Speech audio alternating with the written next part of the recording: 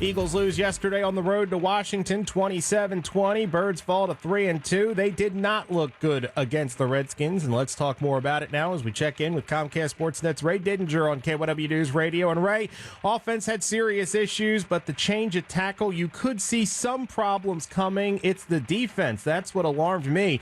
That is not a great Washington offense, and the Birds were thoroughly dominated on that side of the football. Yeah, that's exactly right.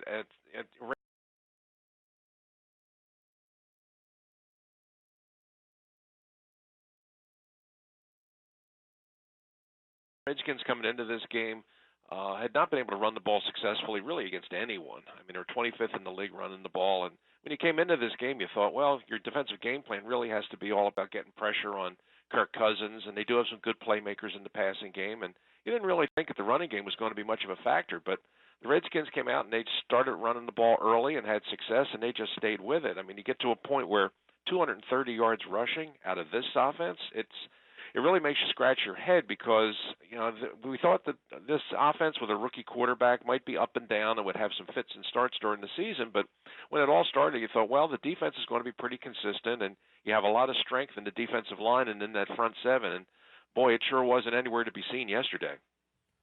From what you can see, is the problem, is this a personnel? Have we overvalued the inventory? Is it scheme? Is it a little bit ebb and flow of an NFL season? What's going on?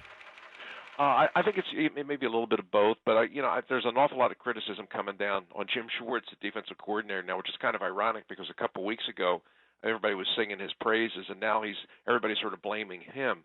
But yesterday, I mean, there could have been some more adjustments. I would have liked to see them maybe run blitz a little bit more when they were getting gashed as badly as they were early. But when you look back on the game, there was just an awful lot of missed tackles, missed assignments, but mostly missed tackles there. And if the coach puts players in a position where they're close enough to get their arms and their hands on a running back, it's on them to kind of make the tackle. And it was a combination of a lot of things, but I really thought there was really poor execution on the part of the defense and way too many penalties, costly penalties.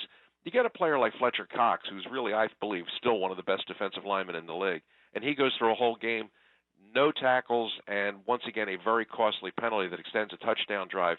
That's a real serious issue. And this team, they don't have much time to get well because they just lost to the Washington Redskins, and now coming into the link next Sunday is probably the best team in football right now, the Minnesota Vikings. Absolutely. Comcast Sportsnet's Ray Didinger joining us live this morning on KYW News Radio as we review yesterday's Eagles loss. Ray, as always, thanks for the time and insight.